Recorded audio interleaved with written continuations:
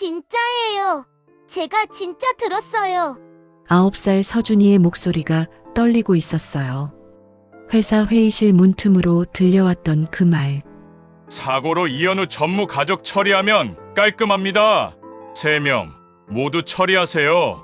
서준이는 그 순간을 절대 잊을 수 없었습니다. 자기 가족을 해치려는 얘기였거든요. 그런데 이 말을 아빠한테 했더니 믿지 않았습니다. 서준아, 아빠가 지금 많이 바쁘거든. 다음에 얘기하자. 엄마도 믿지 않으셨어요. 서준아, 이런 말은 장난치면 안 돼. 대상그룹 회장인 할아버지한테도 말했어요. 우리 서준이 상상력이 아주 풍부하구나. 3명의 어른 모두 아이의 경고를 외면했습니다. 그리고 이틀 후 고속도로 위에서 브레이크가 먹히지 않았어요. 차는 논으로 굴러떨어졌습니다. 그런데 이건 정말 사고였을까요? 아니면 9살 아이만 보았던 진실이 있었던 걸까요? 사연 시작 전 구독과 좋아요를 눌러주시고 어디서 듣고 계신지 댓글 남겨주시면 그곳으로 행운이 가득 깃들기를 바라겠습니다. 겨울방학이 시작된 월요일 아침이었습니다. 서준이는 아빠를 따라 대상그룹 본사에 왔어요. 45층 유리 건물이 햇빛에 반짝이고 있었습니다. 로비에 들어서자 경비원들이 고개를 숙였어요. 전무님, 안녕하십니까? 이현우 전무가 가볍게 손을 들어 인사를 받았습니다. 서준아, 아빠 회의 1시간이면 끝나니까 임원 라운지에서 기다려. 전무가 아들의 머리를 쓰다듬으며 말했어요. 응, 아빠. 나 여기서 게임할게요. 임원 라운지는 40층에 있었어요. 넓은 소파와 커피 머신, 대형 TV가 있는 고급스러운 공간이었습니다. 전무는 서준이를 라운지에 남겨두고 회의실로 향했어요. 서준이는 소파에 앉아서 레이싱 게임을 시작했어요. 30분쯤 게임을 하다 보니 목이 말랐습니다. 물 마시러 가야겠다. 서준이는 복도로 나왔어요. 정수기를 찾아서 복도를 걷기 시작했습니다. 그런데 복도가 다 비슷하게 생겼어요. 여기가 어디지? 서준이는 길을 잃었습니다. 그때 반쯤 열린 회의실 문이 보였습니다. 안에서 목소리가 들려왔어요. 서준이는 본능적으로 걸음을 멈췄습니다. 혹시 아빠가 회의하는 곳인가 싶었거든요. 이상철 상무님, 이현우 전무가 문제입니다. 낯선 남자 목소리가 들렸어요. 서준이는 숨을 죽이고 문 쪽으로 조심스럽게 다가갔습니다. 문틈으로 안을 살짝 들여다봤어요. 양복 입은 남자 4~5명이 회의 테이블에 앉아 있었습니다. 전무가 내부 정보를 너무 많이 알고 있습니다. 그래서 어쩌자는 건가? 차분하지만 차가운 목소리가 대답했어요. 정리해야 합니다. 정리? 사고로 이현우 전무 가족을 처리하면 깔끔합니다. 서준이의 심장이 쿵 내려앉았습니다. 전무만?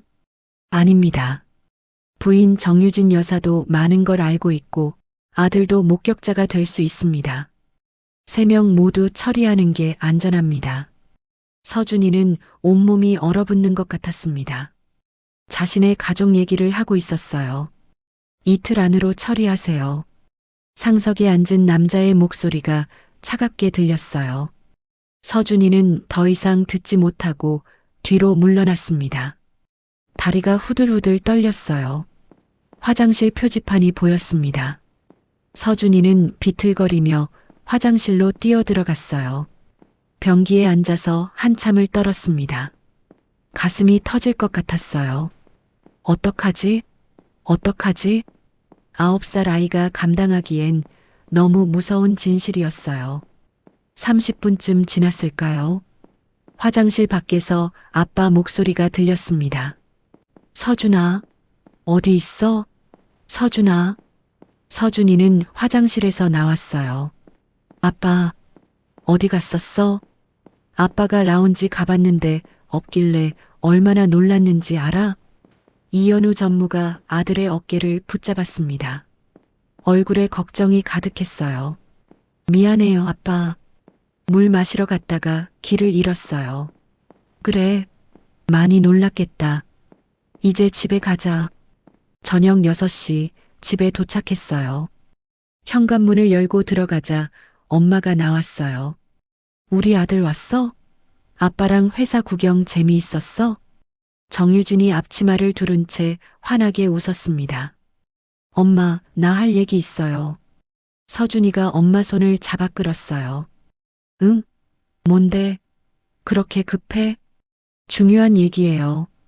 우리 방으로 가요. 서준이는 엄마를 자기 방으로 데려갔습니다. 문을 닫고 엄마와 마주 앉았어요. 엄마, 오늘 회사에서 이상한 소리 들었어요. 회의실 문이 열려 있었는데 안에서 사람들이 얘기하는 거 들었어요. 서준이는 숨을 깊이 들이쉬었어요.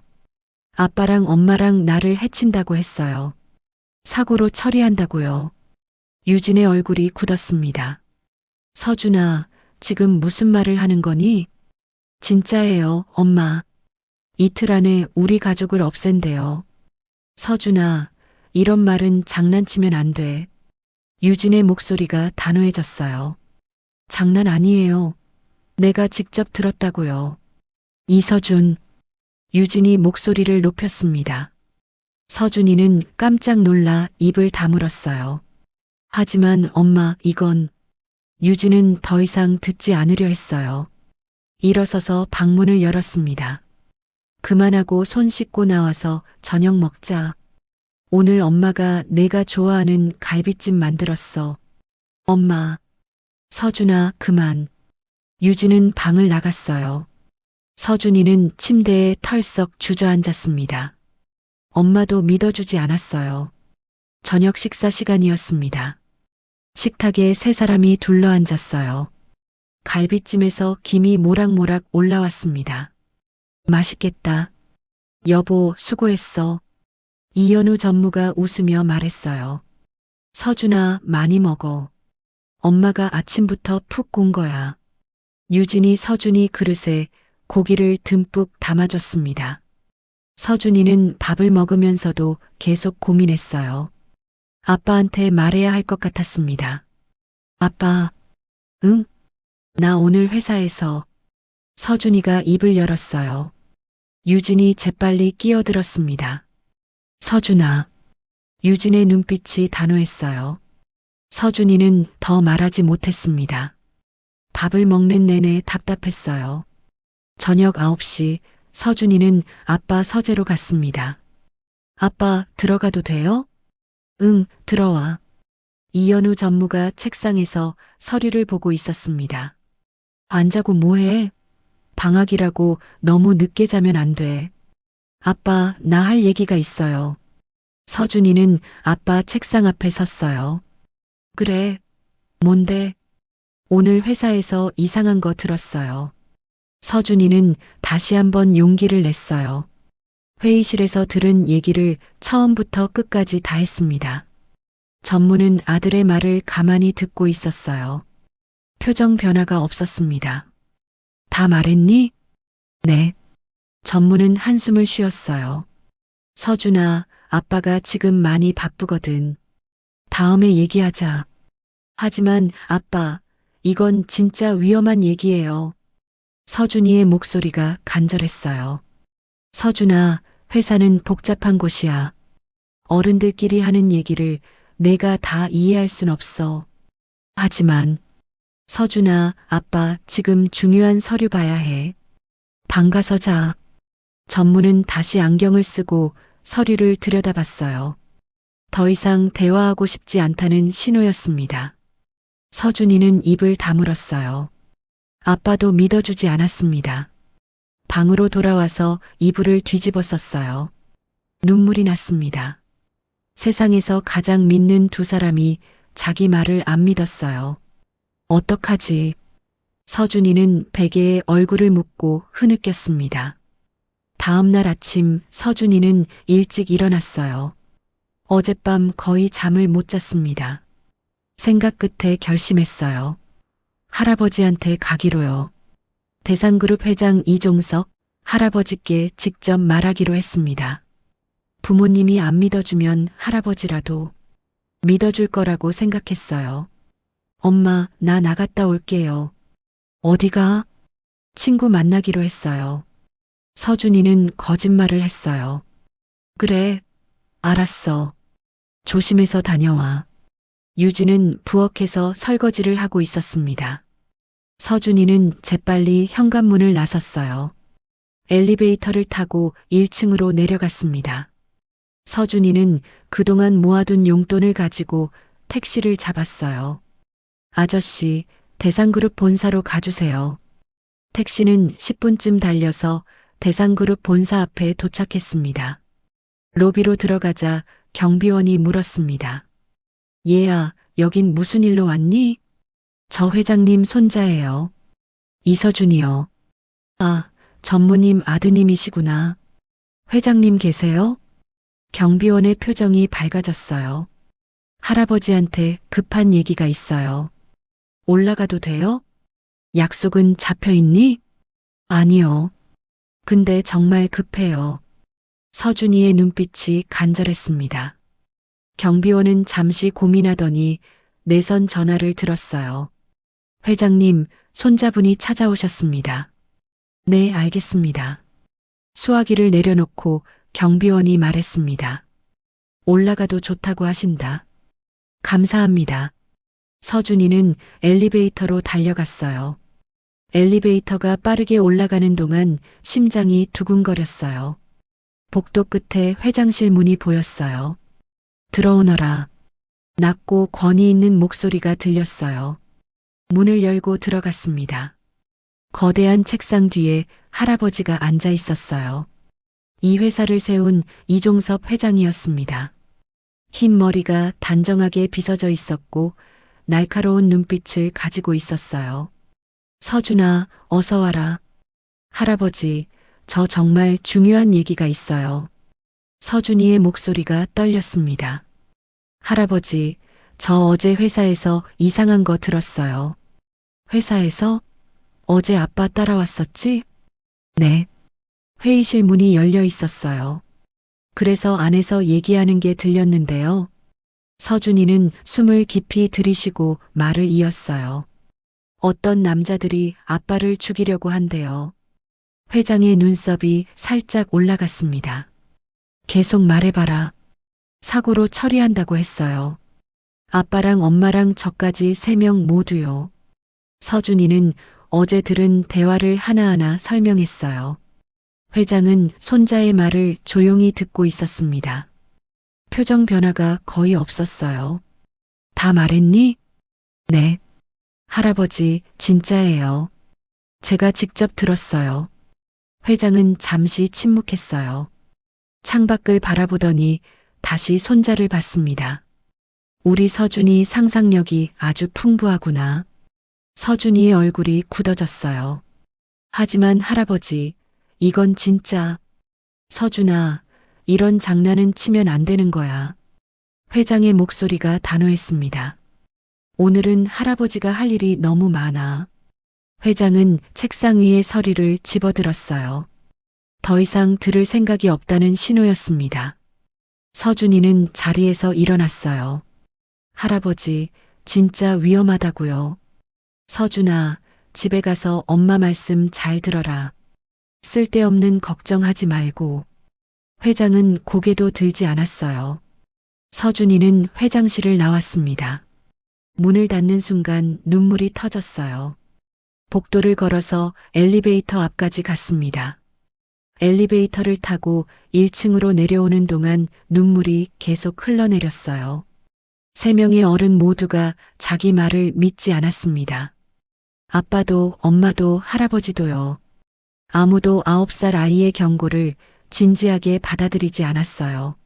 서준이는 회사를 나와 집에 도착했어요. 현관문을 열고 들어갔습니다. 서준아, 왔어? 친구 만나고 왔어? 엄마가 거실에서 물었어요. 네. 서준이는 힘없이 대답하고 방으로 들어갔습니다. 침대에 누워서 천장을 바라봤어요. 이틀 아니라고 했었는데 서준이는 두려웠습니다. 정말로 사고가 날까요? 아니면 자기가 잘못 들은 걸까요? 하지만 너무 분명하게 들었어요. 그날 저녁 식사 시간이었습니다. 내일 가기로 한 캠핑 장비 다시 점검할게. 이현우 전무가 말했어요. 서준이의 심장이 철렁 내려앉았습니다. 그게 내일이었어요? 응, 몇 달 전부터 예약했었잖아. 전무가 웃으며 말했어요. 아빠, 나 차 타기 싫어요. 그냥 집에 있으면 안 돼요? 왜? 서준이도 가고 싶다고 했었잖니. 멀미 날 것 같아서요. 서준이가 거짓말을 했습니다. 멀미약 먹으면 되지. 걱정하지 마. 유진이 서준이 머리를 쓰다듬었어요. 엄마, 아빠, 제발 내일은 차 타지 말고 그냥 집에 있어요. 서준이의 목소리가 간절했습니다. 전무가 이상하다는 듯 아들을 쳐다봤어요. 차 타면 안 될 것 같아요. 또 이상한 소리 하네. 괜찮아. 아빠가 안전 운전할게. 전무는 서준이의 걱정을 대수롭지 않게 넘겼습니다. 서준이는 더 이상 말하지 못했어요. 어른들은 아무도 믿어주지 않았으니까요. 그날 밤 서준이는 잠을 이룰 수 없었습니다. 내일 정말로 무슨 일이 일어날까요? 아니면 아무 일도 없을까요? 서준이는 이불을 뒤집어 쓰고 떨고 있었어요. 세 명한테 들은 얘기를 말해주었지만 서준이의 말을 들어주는 사람은 아무도 없었어요. 다음 날 아침 서준이는 눈을 떴지만 한숨도 제대로 자지 못한 것 같았어요. 밤새도록 뒤척이며 걱정했던 얼굴에는 피곤함이 가득했습니다. 오늘이 바로 그날일까요? 아니면 자기가 너무 걱정하는 걸까요? 어린 마음에도 불길한 예감은 점점 더 짙어지고 있었습니다. 서준아, 일어났니? 아침 먹어야지. 어머니 정유진이 방문을 살며시 열고 들어오셨어요. 언제나 다정한 미소를 띤 얼굴이었습니다. 엄마. 서준이의 목소리가 떨렸습니다. 응? 왜 그래, 우리 아들. 얼굴색이 안 좋네. 유진은 서준이의 이마에 손을 가져다 댔어요. 따뜻한 손길이었습니다. 열은 없는데? 어디 아픈 데 있어? 엄마, 오늘 그냥 안 가면 안 돼요? 서준이가 엄마의 옷자락을 꽉 잡으며 간절하게 물었습니다. 눈에는 눈물이 그렁그렁 맺혀 있었어요. 또 그 얘기야? 서준아, 일어나서 씻고 밥 먹자. 서준이는 침대 모서리에 앉아서 한참을 멍하니 있었어요. 작은 손으로 머리를 감싸쥐고 생각에 잠겼습니다. 어떻게든 막아야 하는데 어떻게 하면 믿어주실까? 하지만 겨우 9살 아이가 할 수 있는 게 무엇이 있을까요? 어른들은 이미 결정을 내렸고 아무도 아이의 말에 귀 기울이지 않았습니다. 시계는 째깍째깍 무심하게 시간을 재촉했어요. 아침 10시가 되었습니다. 가족이 거실에 모여 앉아 있었어요. 자, 그럼 슬슬 준비하자.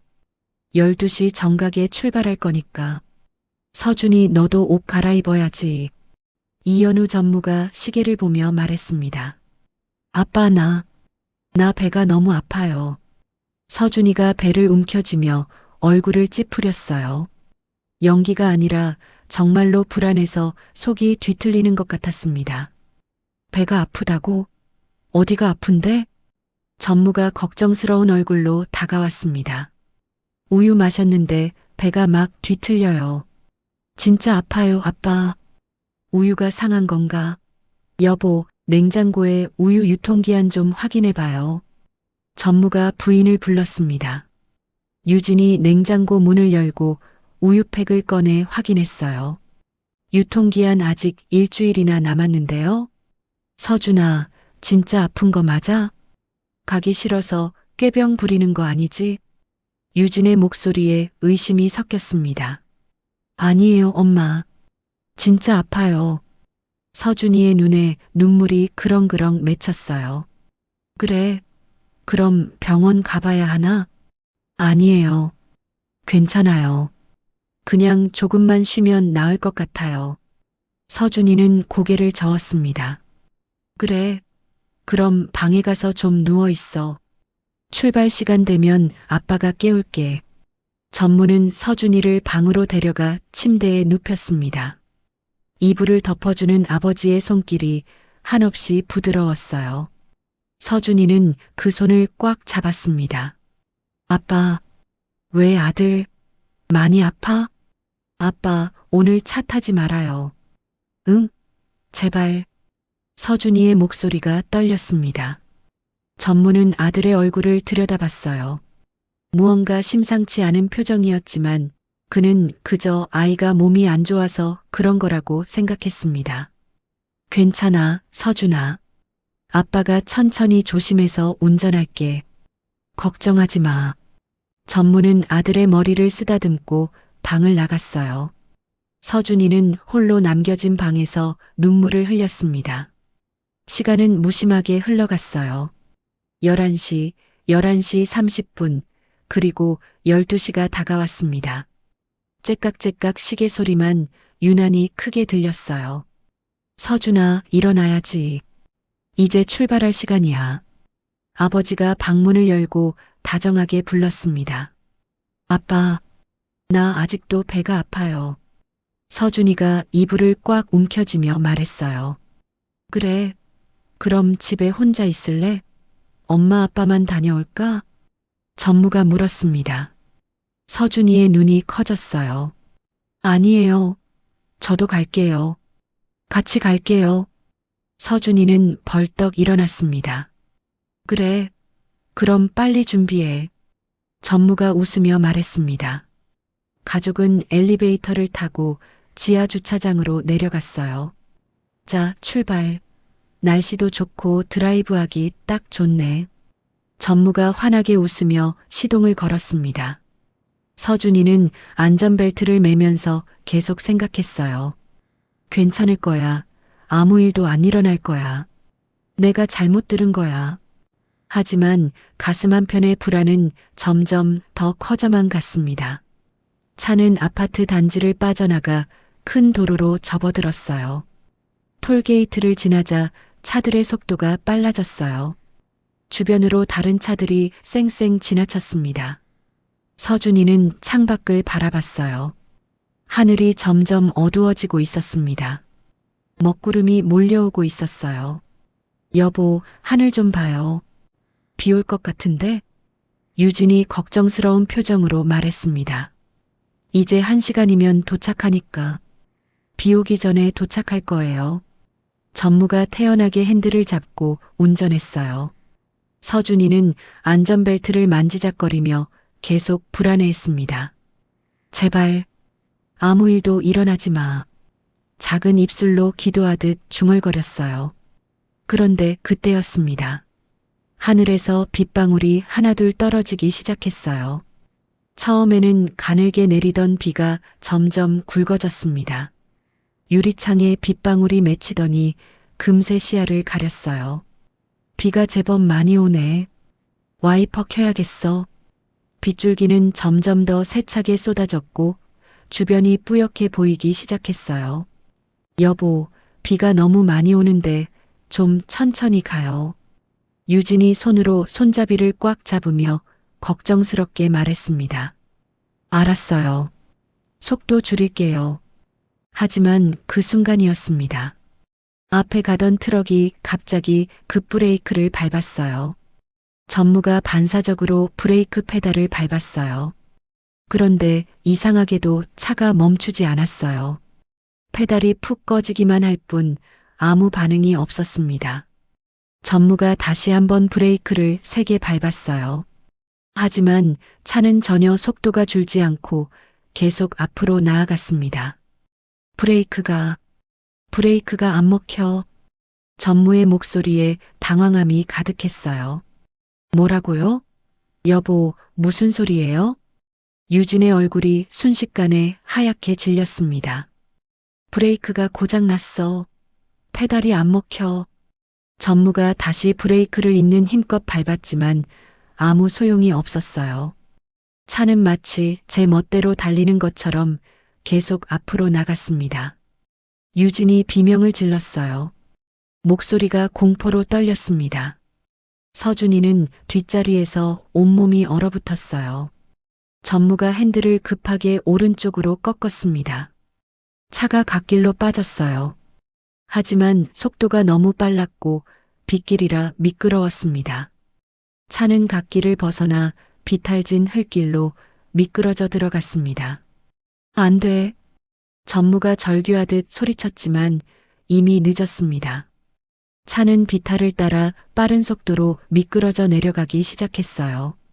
차체가 땅에 부딪힐 때마다 엄청난 소리가 났습니다. 안전벨트가 몸을 꽉 조였지만 온몸이 휘청거렸습니다. 차는 통제를 완전히 잃고 비탈을 구르기 시작했어요. 쨍그랑 유리창들이 하나둘 깨지는 소리가 났습니다. 유리 파편이 사방으로 튀었어요. 하늘과 땅이 뒤바뀌고 비명소리와 금속이 부딪히는 소리가 뒤섞였어요. 그리고 마침내 차는 논바닥에 거꾸로 떨어졌습니다. 엄청난 충격이 있었어요. 마치 하늘이 무너지는 것 같았습니다. 그리고 모든 게 멈췄습니다. 세상이 고요해졌어요. 서준이는 정신을 잃었어요. 얼마나 지났을까요? 몇 분이었을까요? 아니면 몇 시간이었을까요? 서준이는 천천히 눈을 떴습니다. 머리가 지끈지끈 아팠어요. 온몸이 쑤시고 아팠습니다. 엄마, 아빠? 서준이가 작은 목소리로 불렀어요. 목이 쉬어서 소리가 잘 나오지 않았습니다. 대답이 없었어요. 서준이는 고개를 들어 앞을 봤습니다. 아빠가 핸들에 쓰러져 있었어요. 머리에서 피가 흐르고 있었습니다. 아빠, 엄마. 서준이가 더 큰 목소리로 불렀어요. 하지만 두 사람 모두 아무 반응이 없었습니다. 마치 잠든 것처럼 조용했어요. 아니, 잠든 것보다 더 고요했습니다. 서준이는 떨리는 손으로 안전벨트를 풀었어요. 손이 너무 떨려서 버클이 잘 풀리지 않았습니다. 몇 번을 시도한 끝에 겨우 풀렸어요. 뒷문을 열려고 손잡이를 당겼지만 문이 열리지 않았습니다. 사고로 찌그러져서 완전히 막혀버린 거였어요. 서준이는 울기 시작했습니다. 눈물이 볼을 타고 주르륵 흘러내렸어요. 그때 코를 찌르는 냄새가 났습니다. 연기 냄새였어요.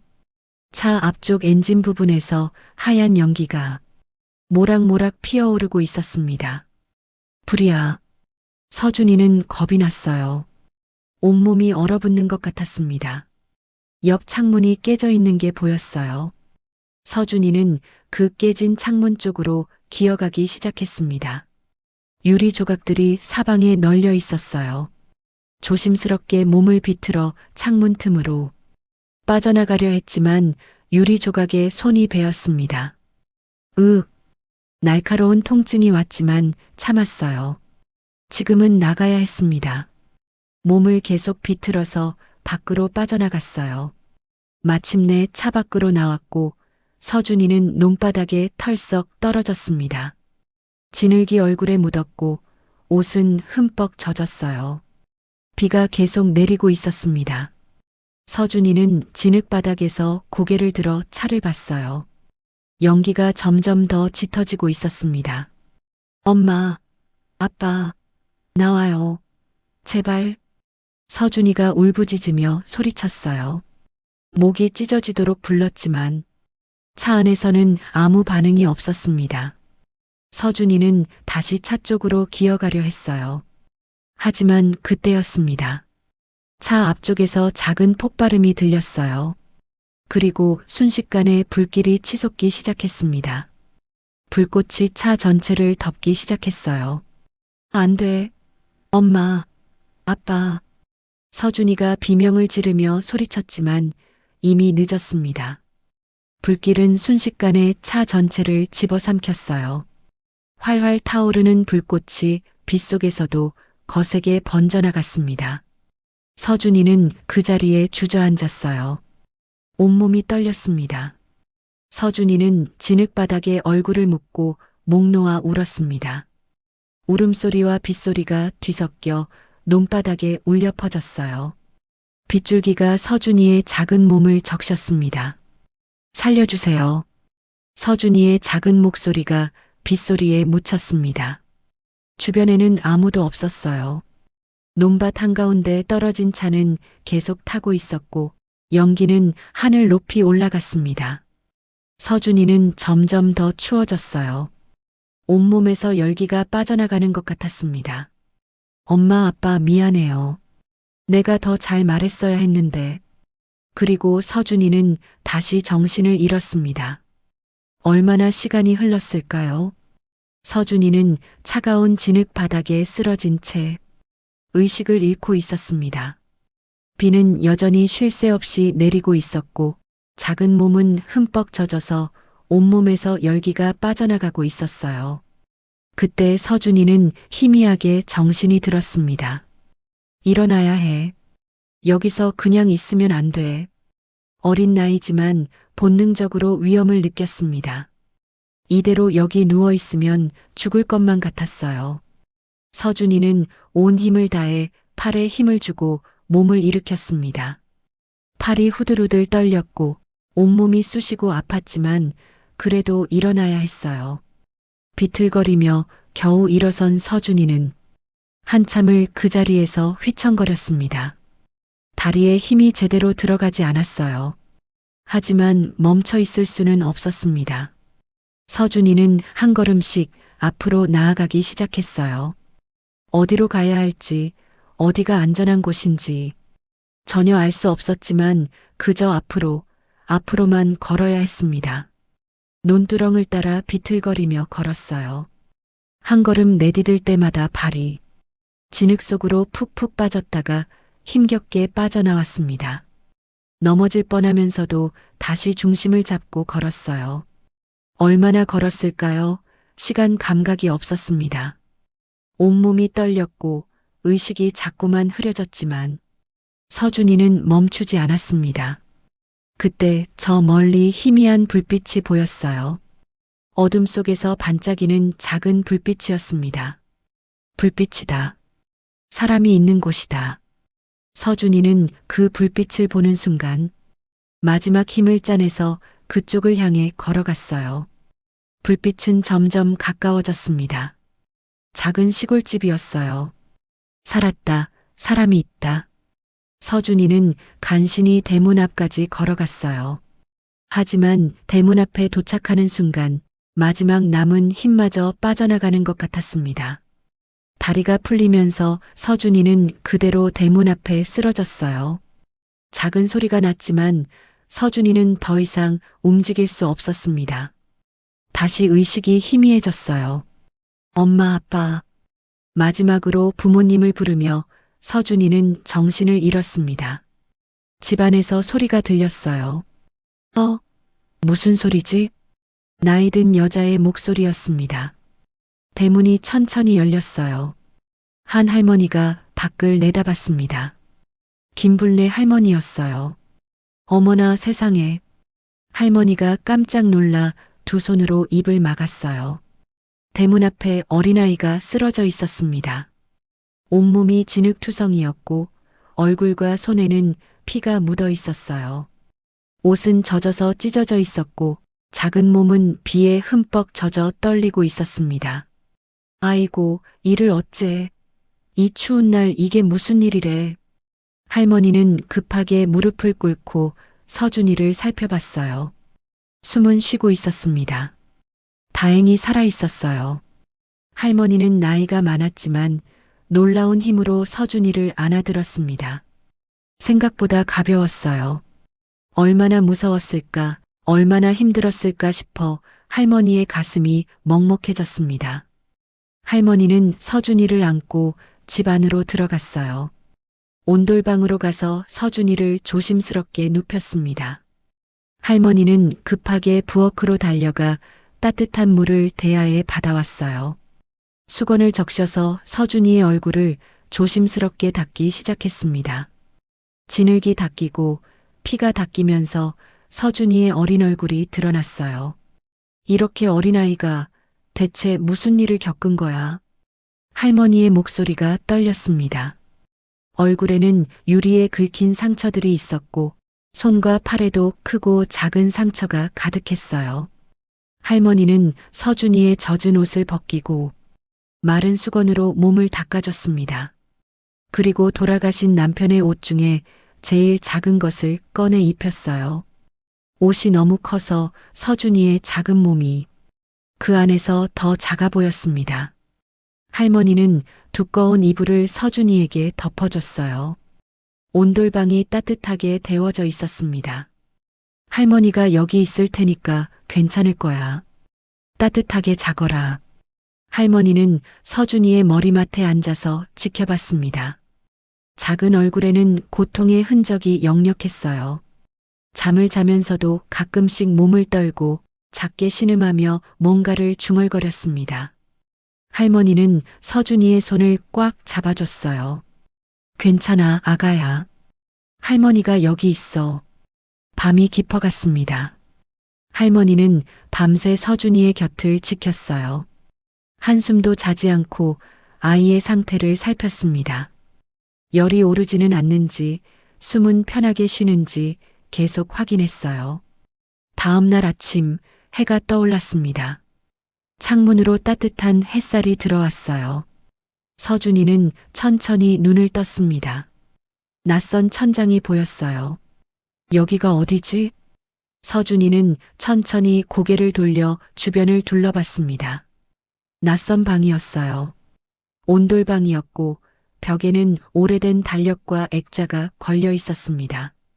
깨어났구나. 옆에서 할머니의 목소리가 들렸어요. 서준이는 깜짝 놀라 할머니를 봤습니다. 할머니, 괜찮아. 여기는 안전한 곳이야. 할머니가 다정하게 말하며 서준이의 이마에 손을 대봤어요. 열은 없구나. 다행이다. 서준이는 할머니의 얼굴을 가만히 바라봤습니다. 낯선 사람이었지만 이상하게 따뜻함이 느껴졌어요. 정신을 차리고 그동안 있었던 일들이 떠올랐습니다. 회의실에서 들었던 무서운 대화, 차 사고, 불길, 그리고 엄마, 아빠. 서준이가 벌떡 일어나려 했어요. 할머니가 서준이를 부드럽게 눕혔습니다. 엄마 아빠는요? 엄마 아빠는 어디 있어요? 서준이의 목소리가 떨렸고 눈에는 눈물이 그렁그렁 맺혔어요. 할머니는 서준이의 손을 꽉 잡았습니다. 천천히 말해줄래? 무슨 일이 있었는지. 서준이는 울먹이기 시작했어요. 괜찮아. 할머니한테 다 말해도 돼. 할머니가 들어줄게. 할머니의 목소리가 너무나 따뜻했습니다. 서준이는 그 따뜻함에 마음이 열렸어요. 그리고 모든 것을 말하기 시작했습니다. 아빠를 따라 회사에 갔던 날, 길을 잃고 회의실 앞에 섰던 일, 문틈으로 들었던 무서운 대화들을 하나하나 이야기했어요. 사고로 처리하면 깔끔합니다. 3명 모두 처리하세요. 그 목소리가 지금도 귓가에 생생하다고 말했습니다. 그리고 아빠한테 말했지만 믿어주지 않았던 일, 엄마도 장난이라고 했던 일, 할아버지한테까지 가서 말했지만 상상력이 풍부하다며 돌려보냈던 일도 다 말했어요. 어제 차를 타고 가는데 브레이크가 안 먹혔어요. 서준이의 목소리가 점점 작아졌습니다. 차가 굴러떨어지고 불이 났어요. 저는 밖으로 나왔는데 서준이는 더 이상 말을 잇지 못하고 울음을 터뜨렸어요. 할머니는 서준이를 꼭 안아줬습니다. 울어도 돼. 많이 울어도 괜찮아. 서준이는 할머니 품에서 한참을 울었어요.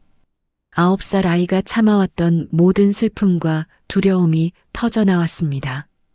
할머니는 아무 말 없이 서준이의 등을 토닥여주며 함께 있어줬어요. 한참이 지나서야 서준이는 조금 진정이 됐습니다. 할머니, 응, 말해봐. 할머니는 제 말 믿어요? 서준이가 조심스럽게 물었습니다. 모두가 믿지 않았던 말이었어요. 할머니는 잠시 서준이의 눈을 들여다봤습니다. 그 눈에는 진심이 담겨 있었어요. 할머니는 내 말 믿어. 진짜요? 내 눈을 보면 알아. 내가 얼마나 무서웠고 얼마나 힘들었는지. 할머니의 말에 서준이의 눈에서 눈물이 다시 흘러내렸어요. 세상에서 처음으로 자기 말을 믿어주는 어른이었습니다. 할머니, 저 어떡해요? 집에 가야 하는데. 서준이는 고개를 저었습니다. 집에 가면 우리 가족을 죽인 사람들이 있어요. 무서워서 가기 싫어요. 그래, 할머니도 그렇게 생각해. 지금 집에 가면 위험할 것 같구나. 할머니는 서준이의 손을 꽉 잡았어요. 여기 있거라. 네. 할머니 집에 있으면 돼. 할머니가 너를 지켜줄게. 진짜요? 할머니 집에 있어도 돼요? 여기 있고 싶을 때까지 있어도 괜찮단다. 할머니가 따뜻하게 웃었습니다. 하지만 할머니, 저 때문에 할머니가 위험해질 수도 있어요. 서준이가 걱정스럽게 말했어요. 괜찮아. 여기는 아무도 모르는 시골이야. 그 사람들이 여기까지 올 리 없어. 정말 괜찮아요? 할머니가 너를 꼭 지켜줄게. 할머니의 눈빛이 단호했습니다. 서준이는 할머니를 보며 고개를 끄덕였어요. 감사합니다, 할머니. 정말 감사해요. 할머니는 부엌으로 가서 따뜻한 미역국을 가져왔어요. 목으로 넘어가는 국물이 온몸을 따뜻하게 만들었습니다. 눈물이 또 났어요. 엄마가 끓여주시던 국 맛이 생각났습니다. 천천히 먹어. 많이 먹어야 힘이 나. 할머니가 옆에 앉아서 지켜봤어요.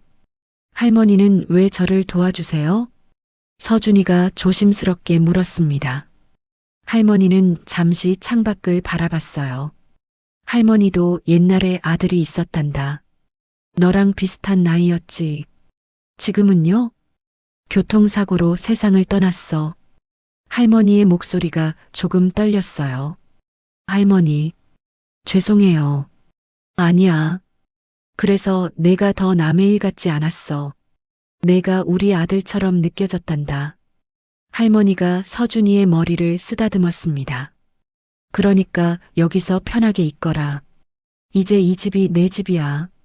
서준이는 또 눈물을 흘렸어요. 하지만 이번에는 슬픔의 눈물이 아니었습니다. 고마움의 눈물이었어요. 이제 자거라. 푹 쉬어야 해. 그래, 할머니는 옆방에 있을게. 무서우면 언제든 부르고. 할머니가 방을 나갔어요. 서준이는 이불을 덮고 누웠습니다. 창밖으로 햇살이 들어왔어요. 옆방에서 할머니는 창밖을 바라보고 있었어요. 할머니가 꼭 지켜줄게. 할머니의 눈에도 눈물이 맺혔습니다. 그렇게 서준이의 새로운 삶이 시작됐어요. 세상에서 유일하게 자기를 믿어준 할머니와 함께요. 서준이는 할머니 집에서 지내기 시작했습니다. 처음 며칠은 정말 힘들었어요. 밤마다 악몽을 꿨습니다. 꿈속에서는 언제나 똑같은 장면이 반복됐어요. 서준이는 비명을 지르며 잠에서 깼어요. 온몸이 땀으로 흠뻑 젖어 있었고 심장이 미친 듯이 뛰고 있었습니다. 서준아, 괜찮아. 할머니가 여기 있어. 할머니가 옆방에서 달려왔어요. 서준이를 꽉 안아주며 등을 토닥여줬습니다. 괜찮아, 괜찮아. 이제 안전해. 할머니가 지켜줄게. 할머니의 품은 따뜻했어요. 서준이는 할머니 품에서 한참을 떨다가 진정이 됐습니다. 할머니, 죄송해요. 밤마다 깨워서. 아니야. 할머니는 괜찮아. 내가 편해질 때까지 할머니가 계속 여기 있을 거야. 할머니는 그날 밤부터 서준이 방에서 함께 잤어요. 서준이가 악몽을 꿀 때마다 바로 안아줄 수 있도록요. 한 달이 지났습니다. 서준이는 조금씩 할머니 집에 적응해 갔어요. 아침에 일어나면 할머니와 함께 밥을 먹었습니다. 할머니가 끓여주는 된장찌개와 따뜻한 밥으로 서준이의 하루를 시작하게 해줬어요. 할머니, 제가 설거지 할게요. 아니야, 넌 아직 어려. 할머니가 할게. 아니에요. 저도 뭔가 해야 해요. 할머니 혼자 다 하시면 힘드시잖아요. 서준이는 고집을 부렸습니다. 할머니는 웃으며 고개를 끄덕였어요. 그래, 그럼 같이 하자. 둘이서 함께 설거지를 했습니다. 할머니가 설거지를 하면 서준이가 물기를 닦아서 정리했어요. 그렇게 함께하는 시간이 서준이에게는 위로가 됐습니다. 낮에는 할머니가 밭일을 나갔어요. 서준이는 집에 혼자 있었습니다. 밖에 나가지 않기로 약속했으니까요. 혹시라도 누군가에게 들킬까봐 조심해야 했어요. 서준이는 집에서 책을 읽거나 할머니가 가져다 준 공책에 그림을 그렸습니다. 하지만 가끔씩 창문으로 밖을 내다보며 생각에 잠겼어요. 엄마, 아빠, 보고 싶어요. 눈물이 흘렀습니다. 부모님이 너무 그리웠어요. 밭일을 마치고 할머니가 집으로 돌아왔어요. 서준아, 할머니 왔다. 할머니. 서준이는 할머니를 반기며 달려갔습니다. 할머니가 돌아오는 시간이 하루 중 가장 좋은 시간이었어요. 오늘 뭐 했어? 책 읽었어요. 할머니가 주신 책 다 읽었어요. 그래, 우리 서준이 책을 참 좋아하네. 할머니는 서준이의 머리를 쓰다듬었습니다. 저녁을 먹으며 할머니는 밭에서 있었던 이야기들을 해줬어요. 오늘 토마토가 빨갛게 익었더라. 내일 따서 같이 먹자. 진짜요? 토마토 좋아해요. 그래, 그럼 내일은 토마토도 먹고 할머니가 김치찌개도 끓여줄게. 서준이는 할머니와 이야기하는 시간이 좋았어요. 잠시나마 슬픔을 잊을 수 있었습니다. 하지만 밤이 되면 또다시 악몽이 찾아왔어요. 그럴 때마다 할머니가 곁에 있어줬습니다. 괜찮아, 할머니가 여기 있어. 무서운 거 다 지나갔어. 할머니의 목소리가 서준이를 진정시켰어요. 어느 날 저녁 할머니가 텔레비전을 켰어요. 저녁 뉴스 시간이었습니다. 대상그룹 이현우 전무 일가족 교통사고 소식입니다. 아나운서의 목소리가 들렸어요. 화면에는 사고 현장 사진이 나왔어요. 불에 탄 차량, 그리고 부모님의 영정 사진이 보였습니다. 대상그룹 이현우 전무와 부인 정유진 씨, 그리고 아들 이서준 군이 지난달 고속도로 교통사고로 사망했습니다. 서준이의 눈에서 눈물이 흘러내렸어요. 경찰은 빗길 교통사고로 결론지었으며 대상그룹 이종섭 회장은 유족으로 깊은 슬픔에 빠져 있다고 전해졌습니다. 화면이 바뀌었습니다. 할아버지의 모습이 나왔어요. 많이 늙으신 것 같았습니다. 얼굴에는 깊은 슬픔이 서려 있었어요. 서준이는 화면 속 할아버지를 바라봤습니다. 할아버지도 슬퍼하고 계셨어요. 하지만 서준이는 복잡한 마음이 들었습니다. 누구 하나라도 제 말을 믿어줬다면. 할머니가 텔레비전을 껐어요. 서준아, 괜찮니? 할머니, 저 죽은 거래요. 뉴스에서 그렇게 나왔어요. 그래, 그렇게 알려진 모양이구나. 할아버지도 제가 죽은 줄 아시나 봐요. 서준이의 목소리가 떨렸습니다. 서준아, 지금은 그게 더 안전할 수도 있어. 그러니까 지금은 숨어 있는 게 맞아. 내가 안전할 때까지. 네, 할머니. 알겠어요. 서준이는 고개를 끄덕였습니다. 석 달이 지났습니다. 서준이는 점점 할머니 집에 익숙해졌어요. 악몽도 조금씩 줄어들었습니다. 이제는 일주일에 한두 번 정도만 악몽을 꿨어요. 할머니와 함께하는 시간도 늘어났습니다. 밭일을 도와주기도 했어요. 할머니, 이 토마토 따도 돼요? 그래, 빨갛게 익은 것 따렴. 서준이는 토마토를 조심스럽게 땄습니다. 밭에서 일하는 시간이 좋았어요. 흙을 만지고 식물을 돌보는 일이 마음을 편안하게 해줬습니다. 할머니, 다 땄어요. 그래, 우리 서준이 잘했네. 오늘 저녁에 토마토 샐러드 만들어 먹자. 좋아요. 저녁 식사 시간이었습니다. 토마토 샐러드와 함께 할머니가 만든 맛있는 음식들이 상에 올라왔어요. 할머니, 맛있어요. 그래, 많이 먹어. 우리 서준이 요즘 살이 좀 붙은 것 같아. 할머니가 흐뭇하게 웃었습니다. 그날 밤 서준이는 창밖을 바라보며 생각했습니다. 세상 사람들은 모두 자기가 죽은 줄 알고 있어요. 할아버지도 대상그룹 사람들도요. 이제 자기는 이서준이 아니었습니다. 그냥 할머니 집에 사는 아이였어요. 이름도 신분도 없는 아이요. 엄마, 아빠, 저 이렇게 숨어서 살아도 괜찮을까요? 근데 서준이는 가족을 해치려 계획했던 그 남자가 무서워서 집에는 다시 돌아가고 싶지 않았어요. 서준이는 하늘을 올려다보며 중얼거렸습니다. 별이 반짝이고 있었어요. 언젠가는 진실을 밝혀야 할까요? 서준이는 아직 어렸지만 마음속 깊은 곳에서는 알고 있었습니다. 언젠가는 돌아가야 한다는 것을요. 부모님을 죽인 사람들에게 벌을 주어야 한다는 것을요. 하지만 지금은 아니었습니다.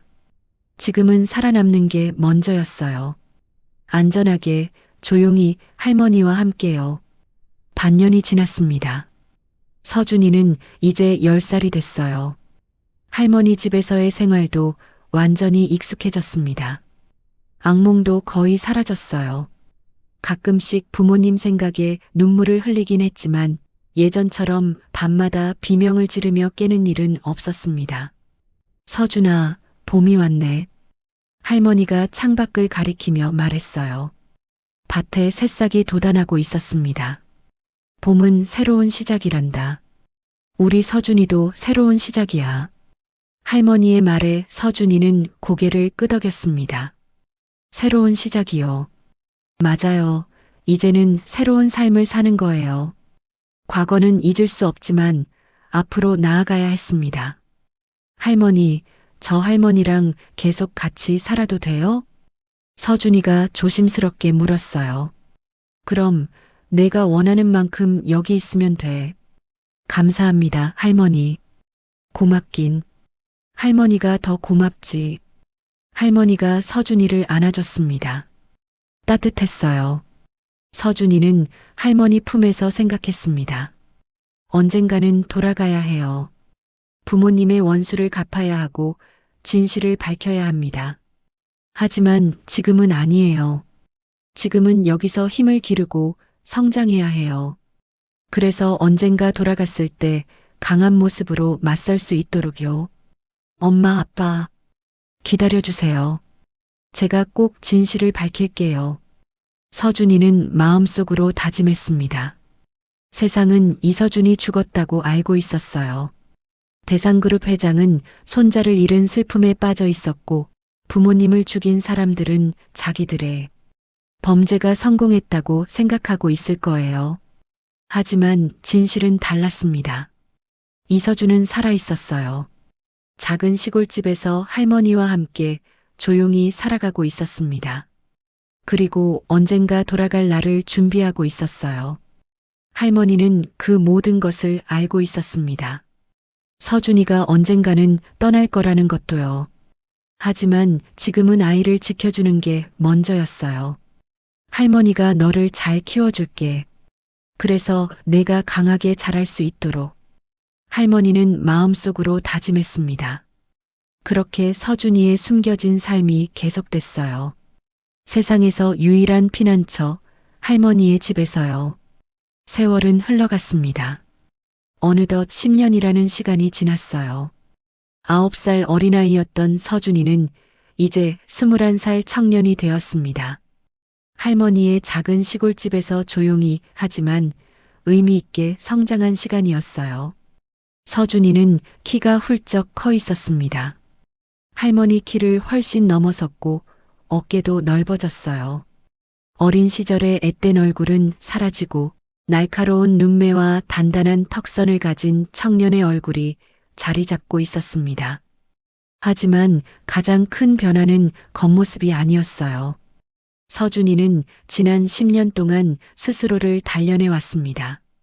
할머니가 장을 보러 나간 사이 서준이는 집에서 혼자 공부했어요. 처음에는 할머니가 사다 준 초등학교 교과서로 시작했습니다. 학교에 갈 수 없었으니까요. 신분을 드러낼 수 없었으니까요. 하지만 서준이는 포기하지 않았어요. 혼자서 책을 읽고 문제를 풀고 이해하지 못하는 부분은 밤새워 고민했습니다. 중학교 과정, 고등학교 과정을 혼자 독학했어요. 밤늦도록 책상 앞에 앉아 공부하는 서준이를 할머니는 안쓰럽게 바라봤어요. 서준아, 너무 무리하지 마. 몸 상하겠다. 괜찮아요, 할머니. 저는 준비해야 해요. 서준이의 눈빛은 단호했습니다. 무엇을 준비하는데? 언젠가 돌아갈 날을요. 그때를 위해서 지금 준비해야 해요. 할머니는 서준이의 어깨를 토닥였어요. 그래, 알았다. 하지만 건강도 챙겨야 해. 알았지? 네, 할머니. 서준이는 공부만 한 것이 아니었습니다. 새벽마다 일어나 산을 뛰었어요. 체력을 기르기 위해서였습니다. 약한 몸으로는 아무것도 할 수 없다는 걸 알았거든요. 그리고 관찰하는 법을 배웠어요. 마을 사람들을 멀리서 지켜보며 사람들의 행동 패턴을 익혔습니다. 누가 어떤 시간에 어디로 가는지, 어떤 표정을 짓는지 작은 것들을 놓치지 않고 기억했어요. 할머니와 함께 장을 보러 나갈 때도 마찬가지였습니다. 모자를 깊이 눌러 쓰고 사람들과 눈을 마주치지 않으면서도 주변을 예리하게 관찰했어요. 저 아저씨는 매주 수요일 오후 2시에 시장에 와요. 저 할머니는 언제나 같은 가게에서 물건을 사요. 서준이는 작은 것들을 하나하나 기억했습니다. 이런 관찰력이 언젠가 자신을 지켜줄 거라고 믿었어요. 그리고 기억력도 놀라웠습니다. 어린 시절 회의실에서 들었던 목소리들을 아직도 생생하게 기억하고 있었어요. 사고로 처리하면 깔끔합니다. 그 목소리의 톤, 억양, 모든 것을 잊지 않았습니다. 언젠가 그 목소리의 주인을 찾아낼 거예요. 그리고 부모님의 원수를 갚을 거예요. 서준이는 22살이 되었습니다.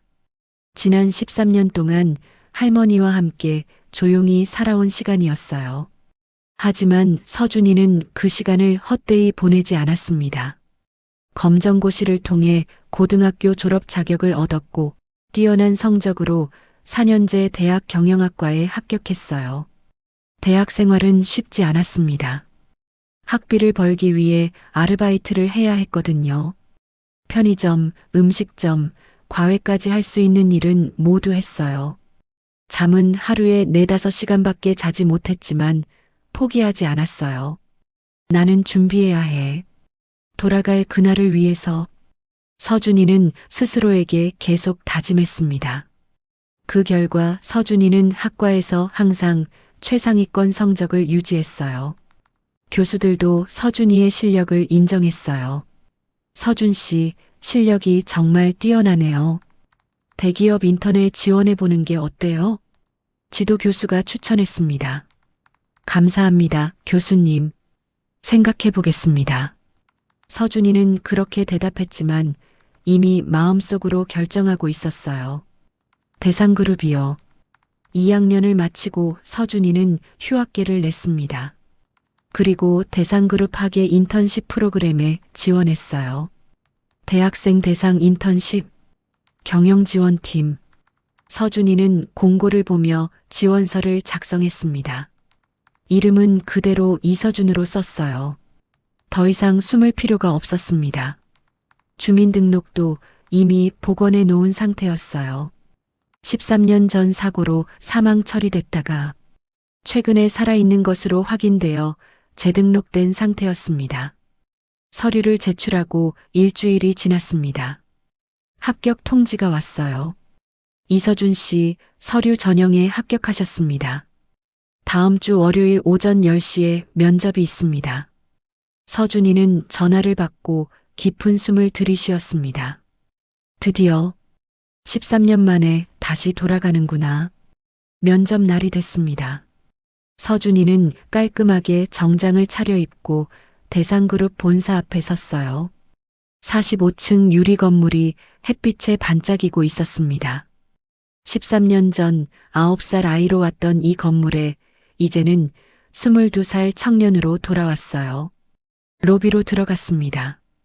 대리석 바닥, 높은 천장, 화려한 샹들리에가 그대로였어요. 이서준 씨?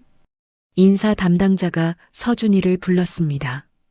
서준이는 침착하게 대답했어요. 면접관들이 서류를 보고 있었어요. 학점이 정말 우수하시네요. 감사합니다. 자기소개서에 관찰력과 기억력이 뛰어나다고 쓰셨는데 구체적으로 설명해 주시겠어요? 저는 한 번 본 것을 잊지 않습니다. 그리고 작은 변화도 놓치지 않습니다. 이는 경영 분석이나 시장 조사에서 큰 강점이 될 수 있습니다. 흥미롭네요. 예를 들어주실 수 있나요? 면접관님 세 분이 앉으신 자리를 보면 왼쪽 면접관님은 펜을 계속 돌리고 계십니다. 긴장하셨거나 생각이 많으신 것 같습니다. 가운데 면접관님은 제 서류를 3번 보셨습니다. 관심이 많으시다는 뜻이겠죠. 오른쪽 면접관님은 시계를 2번 보셨습니다. 다음 일정이 있으신 것 같습니다. 면접관들이 놀란 표정을 지었어요. 정확하네요. 인상적입니다. 기회를 주신다면 대상그룹의 미래에 기여할 수 있는 인재가 되겠습니다. 서준이는 자신 있게 말했습니다. 면접이 끝났어요. 일주일 내로 결과를 알려드리겠습니다. 서준이는 면접실을 나왔습니다. 복도를 걸어 엘리베이터로 향했어요. 그때 누군가와 마주쳤습니다. 양복을 입은 중년 남자였어요. 서준이는 그 사람을 보는 순간 온몸이 얼어붙었습니다. 이상철 부회장이었어요. 13년 전 회의실에서 들었던 목소리와 얼굴의 주인이었습니다. 실례합니다. 부회장이 서준이를 스쳐 지나갔어요. 서준이는 고개를 숙였습니다.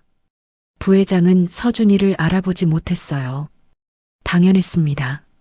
13년 전에는 9살 아이였으니까요.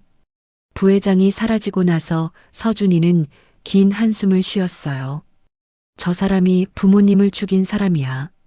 주먹이 저절로 쥐어졌습니다. 일주일 후 합격 통지가 왔습니다. 축하드립니다. 이서준 씨는 대상그룹 학예 인턴으로 최종 합격하셨습니다. 서준이는 전화를 받고 눈을 감았어요. 드디어 시작이야. 첫 출근 날이었습니다. 서준이는 정장을 입고 대상그룹 본사에 들어갔어요. 인사팀장이 말했습니다. 이서준 씨는 경영지원팀에 배치됩니다. 서준이는 고개를 끄덕였어요. 경영지원팀은 경영진을 보좌하는 부서였습니다. 각종 보고서를 작성하고 회의를 준비하고 임원들의 일정을 관리했어요. 서준이에게는 완벽한 자리였습니다. 임원들의 움직임을 가까이서 볼 수 있었으니까요. 팀에 배치되고 첫 업무를 받았습니다. 이서준 씨, 다음 주 임원회의 자료 정리 좀 부탁해요. 선배 사원이 두꺼운 파일을 건넸어요. 알겠습니다. 서준이는 파일을 받아서 자리에 앉았습니다. 자료를 하나하나 검토하기 시작했어요. 재무제표, 사업계획서, 투자보고서들이었습니다. 서준이는 자료를 보면서 회사의 돈의 흐름을 파악했어요. 그리고 이상한 점을 발견했습니다. 일부 거래 내역이 불분명했어요. 큰 금액이 해외 페이퍼 컴퍼니로 빠져나가고 있었습니다. 이게 뭐지? 서준이는 더 자세히 들여다봤어요. 비자금일 가능성이 높았습니다. 역시 부정한 일을 하고 있구나. 서준이는 조용히 자료를 복사해서 따로 저장했습니다. 한 달이 지났습니다. 서준이는 성실하고 똑똑한 인턴으로 인정받았어요. 주어진 일을 완벽하게 처리했고 항상 먼저 출근해서 늦게 퇴근했습니다. 이서준 씨, 일 정말 잘하네요. 정직원 돼도 되겠어요. 팀장이 칭찬했습니다. 감사합니다. 서준이는 겸손하게 대답했지만 속으로는 다른 생각을 하고 있었어요. 증거를 더 모아야 해. 확실한 증거를. 며칠 후 서준이는 또 다른 기회를 잡았습니다. 야근을 자원한 거예요. 건물에는 경비원과 몇몇 야근하는 직원들만 남았어요. 밤 10시 서준이는 30층으로 올라갔습니다. 회의실 근처를 지나가는데 불이 켜져 있었어요. 목소리가 들렸습니다. 서준이는 조심스럽게 다가갔어요. 부회장님, 이번 비자금 처리는 어떻게 하시겠습니까? 조용히 해. 10년 전 이현우 전무 사건처럼 깔끔하게 처리하면 됩니다. 서준이의 온몸이 얼어붙었어요.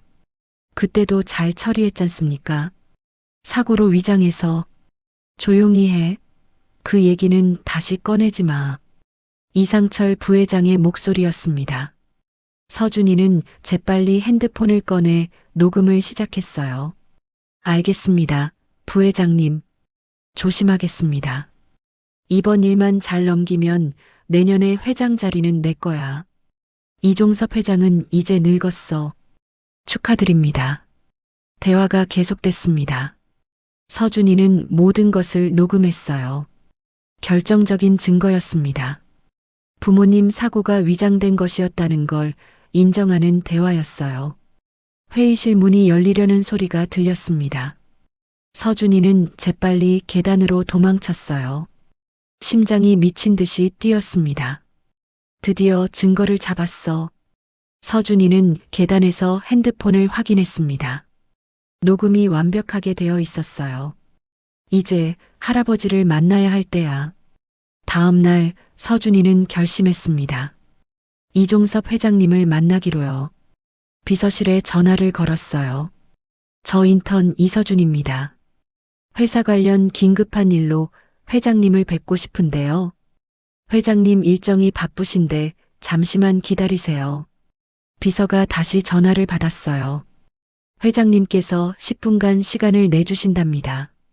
내일 회장실로 오세요. 감사합니다. 서준이는 전화를 끊었어요. 드디어 할아버지를 만나는 거예요. 13년 만이었습니다. 회장실 문 앞에 섰습니다. 들어오세요.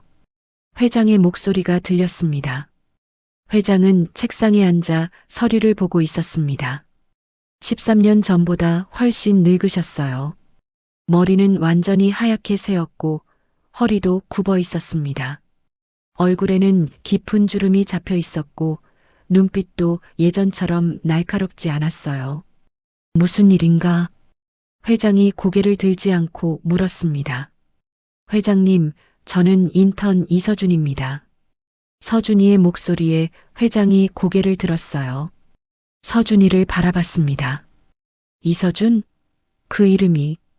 회장의 얼굴이 굳었어요. 할아버지. 서준이가 조용히 말했습니다. 저예요. 서준이에요. 회장은 서준이의 얼굴을 보는 순간 얼어붙었습니다.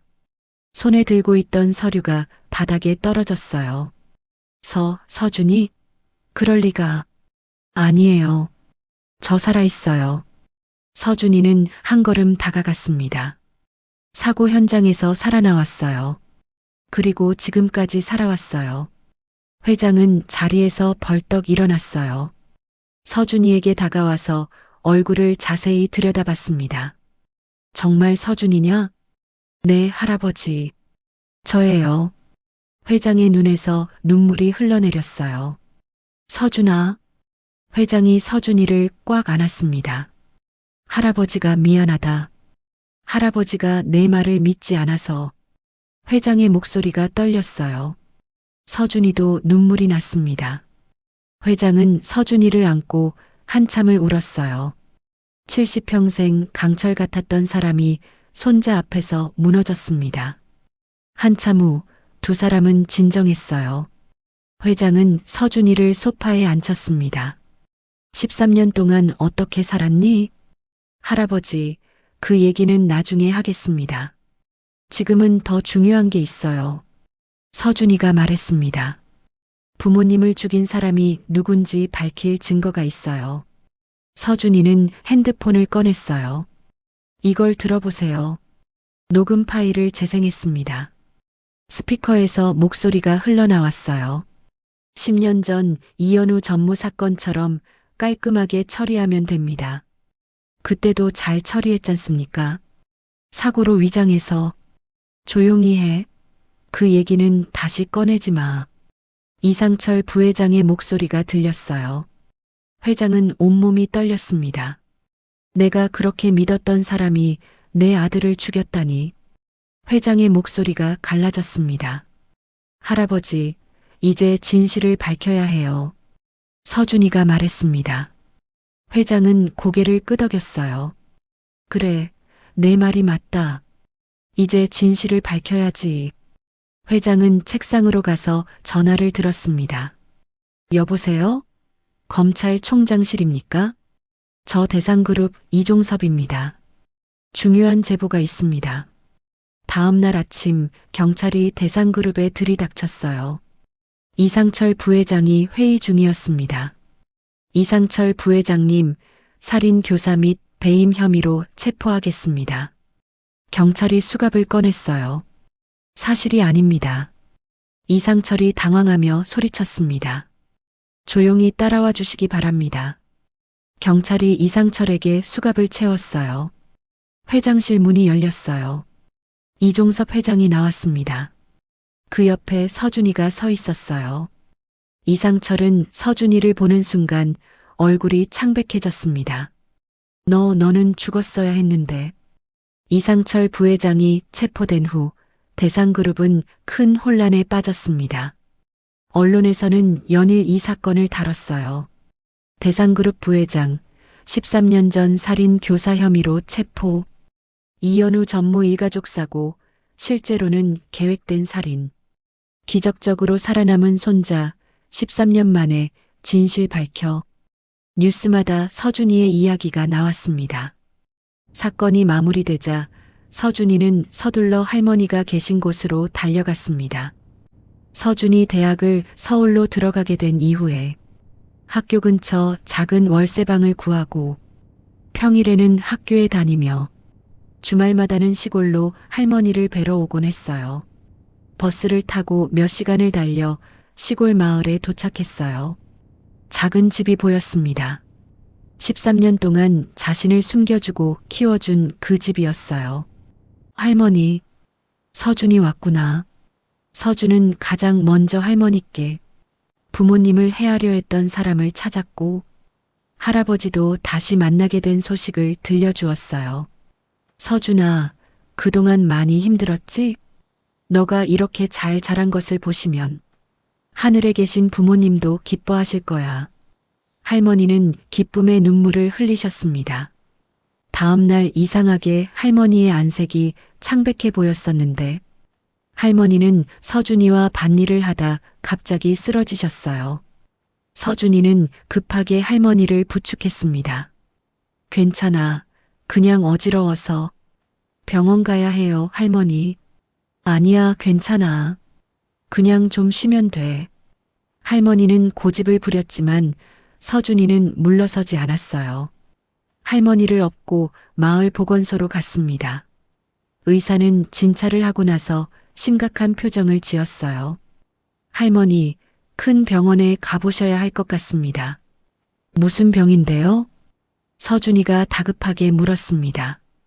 정확한 진단은 큰 병원에서 받아보셔야 하지만 심장에 문제가 있는 것 같습니다. 서준이의 얼굴이 창백해졌어요. 수술을 해야 할 것 같은데 비용이 만만치 않을 겁니다. 의사의 말에 서준이는 할머니를 봤어요. 할머니는 괜찮다는 듯 웃고 있었지만 얼굴이 창백했습니다. 집으로 돌아오는 길, 서준이는 할머니를 부축하며 걸었어요. 할머니, 수술 받아야 해요. 아니야. 수술비가 얼마인데. 할머니는 괜찮아. 안 괜찮아요. 할머니가 쓰러지면 저는 어떡해요? 서준이의 목소리가 떨렸습니다. 할머니는 서준이의 손을 꽉 잡았어요. 서준아, 할머니는 이미 충분히 살았어. 괜찮아. 그런 말씀하지 마세요. 할머니는 저한테 세상에서 유일한 가족이에요. 서준이의 눈에서 눈물이 흘러내렸습니다. 할머니가 없으면 저는 정말 혼자예요. 할머니는 서준이를 안아줬어요. 알았어.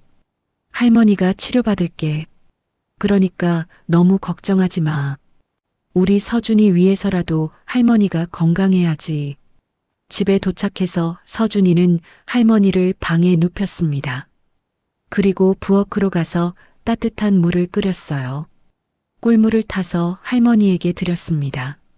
천천히 드세요, 할머니. 고맙다, 서준아. 할머니가 꿀물을 마시고 잠이 들었어요. 서준이는 할머니 옆에 앉아서 지켜봤습니다. 할머니의 얼굴에는 깊은 주름이 잡혀 있었어요. 10년 전보다 훨씬 더 늙으신 것 같았습니다. 할머니, 저 때문에 고생만 하셨어요. 서준이는 작은 목소리로 중얼거렸어요. 혼자 사는 것도 버거운데 신분도 없는 아이를 10년 이상 키워주셨어요. 제가 할머니를 지켜야 해요. 이제는 제가 할머니를 돌봐드릴 차례예요. 서준이는 마음속으로 다짐했습니다. 다음 날 서준이는 큰 병원에 전화를 걸었어요. 할머니의 증상을 설명하고 진료 예약을 잡았습니다. 그리고 수술비가 얼마나 드는지 물었어요. 심장 수술이면 최소 3천만 원은 필요합니다. 상담사의 말에 서준이는 숨이 막혔습니다. 할머니는 평생 농사를 지으며 검소하게 사셨어요. 집에 있는 돈은 많아야 몇백만 원 정도였습니다. 3천만 원은 너무 큰 돈이었어요. 서준이는 할머니를 모시고 서울의 큰 병원으로 갔어요. 대상그룹 계열 병원이었습니다. 최고의 의료진이 할머니를 진찰했어요. 심장 판막에 문제가 있습니다. 수술이 필요합니다. 언제 수술할 수 있나요? 서준이가 다급하게 물었습니다. 빠를수록 좋습니다. 회장님께서 모든 비용을 부담하신다고 하셨습니다. 의사의 말에 서준이는 안도의 한숨을 쉬었어요. 할머니는 그 주에 수술을 받았습니다. 서준이는 수술실 밖에서 몇 시간을 기다렸어요. 손을 꼭 쥐고 계속 기도했습니다. 제발 할머니가 무사하게 해주세요. 수술실 문이 열렸어요. 의사가 나왔습니다. 수술 잘 끝났습니다. 성공적이었어요. 회복만 잘하시면 건강하게 지내실 수 있습니다. 서준이는 그 자리에 주저앉았어요. 안도의 눈물이 흘러내렸습니다. 감사합니다. 정말 감사합니다. 서준이는 할머니 곁을 지켰습니다. 서준이가 할머니의 손을 잡았습니다. 수술 잘 끝났어요. 이제 괜찮으세요? 문이 열리고 이종섭 회장이 들어왔습니다. 할머니는 깜짝 놀랐어요. 안녕하십니까? 김불래 할머니시죠? 회장이 공손하게 인사했습니다. 아이고, 제가 누워 있어서. 죄송합니다. 아니십니다. 편히 계세요. 회장은 할머니 옆에 의자를 가져와 앉았어요. 할머니, 제가 감사 인사를 드리러 왔습니다. 감사 인사라니요. 우리 손자를 13년 동안 잘 키워주셔서 그 은혜를 어떻게 갚아야 할지 모르겠습니다. 회장의 목소리가 떨렸어요. 아니에요. 저는 당연한 일을 했을 뿐입니다. 할머니가 손을 저었습니다. 서준이는 착한 아이예요. 제가 키운 게 아니라 스스로 잘 자란 겁니다. 할머니가 서준이를 바라보며 말했습니다. 회장은 할머니의 손을 잡았어요. 할머니, 제가 보답하고 싶습니다. 무엇이든 말씀하십시오. 저는 아무것도 필요 없습니다. 회사 근처에 좋은 집을 하나 마련해 드리겠습니다. 서준이도 자주 뵐 수 있고 병원도 가깝고요. 회장이 진심으로 제안했습니다. 하지만 할머니는 고개를 저었어요. 감사하지만 필요 없습니다. 저는 우리 마을에서 살고 싶어요. 그곳이 제 집이고 제가 태어난 곳이거든요. 할머니의 목소리가 단호했습니다. 하지만 서준이랑 떨어져 계시면 서준이는 대학생이잖아요. 원래 혼자 살아야 할 나이예요. 저 때문에 서준이를 묶어둘 수는 없어요. 할머니가 서준이를 바라봤습니다. 할머니는 괜찮아. 이제 건강도 좋아졌고 마을에 친구들도 많잖니. 할머니가 웃으며 말했어요. 회장이 다시 말했습니다. 그럼 다른 것이라도 해드리고 싶습니다. 말씀해 주십시오. 할머니는 잠시 생각했어요. 다만 한 가지 부탁이 있긴 합니다. 말씀하십시오. 무엇이든 해드리겠습니다. 저 말고 이 동네 아이들 좀 봐주세요. 회장이 고개를 갸웃했어요. 동네 아이들이요? 우리 마을은 가난한 시골이에요. 아이들이 공부하고 싶어도 학원도 없고 책도 부족합니다. 저한테 집 사주시고 그런 건 필요 없으니 대신 이 아이들을 도와주세요. 할머니의 눈빛이 간절했습니다. 회장은 잠시 침묵했어요. 그리고 고개를 끄덕였습니다. 알겠습니다. 그렇게 하겠습니다. 할머니 마을에 복지관을 짓겠습니다. 아이들이 공부할 수 있고 책도 읽을 수 있는 곳으로요. 감사합니다, 회장님. 할머니의 눈에서 눈물이 흘러내렸어요. 그리고 그 복지관 이름은 김블레 복지관으로 하겠습니다. 아니에요. 제 이름을 붙이실 필요는. 할머니께서 우리 손자를 살려주셨습니다. 이 정도는 당연한 겁니다. 회장의 목소리가 단호했어요. 그해 가을, 마을 입구에 새로운 건물이 서 있었어요. 2층짜리 깨끗한 건물이었습니다. 입구에는 현판이 걸려 있었어요. 김블레 복지관. 할머니는 그 현판을 보고 눈물을 흘렸습니다. 아이고, 이렇게까지 하시다니. 서준이와 할머니는 복지관 안으로 들어갔습니다.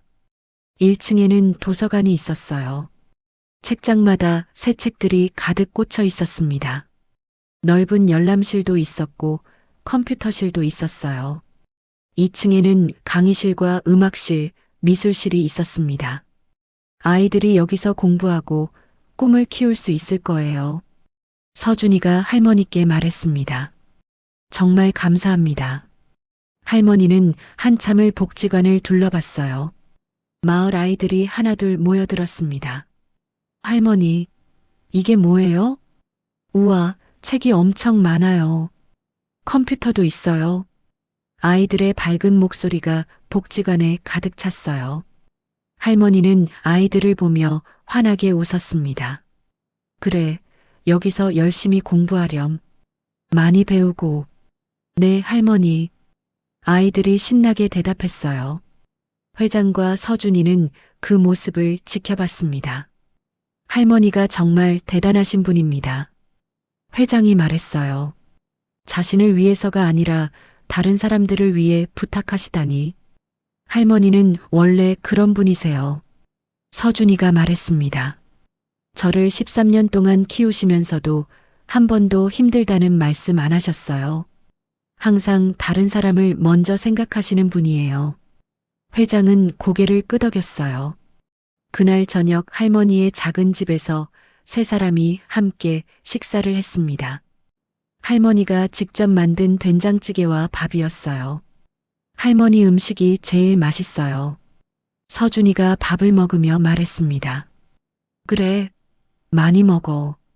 할머니가 서준이 그릇에 반찬을 더 올려줬어요.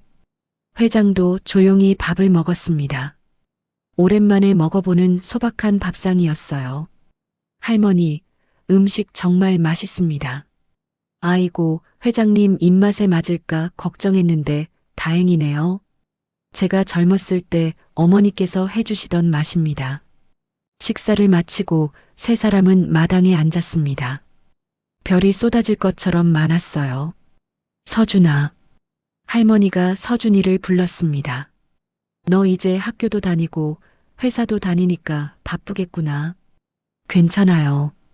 제가 주말마다 할머니 보러 올게요. 서준이가 할머니 손을 꽉 잡았어요. 매주? 너무 무리하는 거 아니니? 아니에요. 저는 할머니 보고 싶어요. 그리고 여기 오면 마음이 편해요.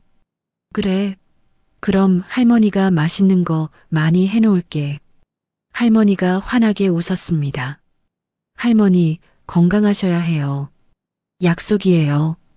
우리 서준이가 주말마다 온다는데 할머니가 건강해야지. 회장이 입을 열었어요. 할머니, 혹시 불편한 게 있으시면 언제든 연락 주십시오. 제가 바로 조치하겠습니다. 감사합니다, 회장님. 복지관만으로도 충분합니다. 할머니께서 우리 손자를 살려주셨습니다. 이 정도는 당연한 겁니다. 그날 밤 서준이는 자신이 어렸을 때 살던 작은 방에서 잤습니다. 13년 동안 살았던 방이었어요. 창밖으로 별이 보였습니다. 할머니, 이제 제가 지켜드릴게요. 서준이는 중얼거리며 잠이 들었어요. 그 후로 서준이는 약속을 지켰습니다. 매주 토요일이면 차를 몰고 시골 마을로 갔어요.